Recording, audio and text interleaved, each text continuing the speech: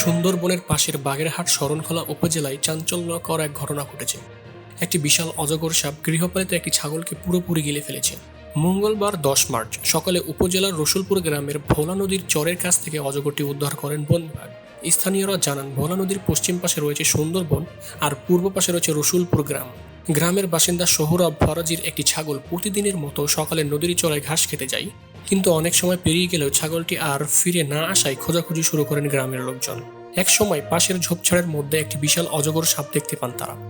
সাপটির পেট অস্বাভাবিকভাবে ফুলেছিল। তখনই সবাই ধারণা করেন সাপটি হয়তো ছাগলটিকে গিলে ফেলেছে। ছাগল খাওয়ার কারণে অজগরটি তখন ঠিকভাবে নড়াচড়া করতে পারছিল না। খবর পেয়ে কমিউনিটি পার্টল গ্রুপ সিপিজিআর সদস্য ঘটনাস্থলে যান এবং বন বিভাগকে খবর দেন। পরে বন বিভাগ কর্মীরা এসে সাপটিকে উদ্ধার করেন। বন বিভাগের তথ্য অনুযায়ী অজগরটির দৈর্ঘ্য প্রায় 15 ফুট এবং ওজন প্রায় 35 কেজি। সিপিজিআর সদস্য সৌগির সদাগর বলেন, ছাগল গিলে খাওয়ার পর সাপটি অনেকটাই দুর্বল হয়ে পড়েছিল।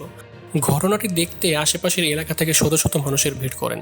ছাগলের মালিক সোহরাব ফরাজি জানান, সুন্দরবন থেকে আসা অজগরটি তার ছাগলটিকে আস্ত গিলে ফেলেছে, এতে তার বড় ধরনের ক্ষতি হয়েছে। পরে বন বিভাগ অজগরটিকে উদ্ধার করে নিরাপদে সুন্দরবনের ভেতরে ছেড়ে দেয়।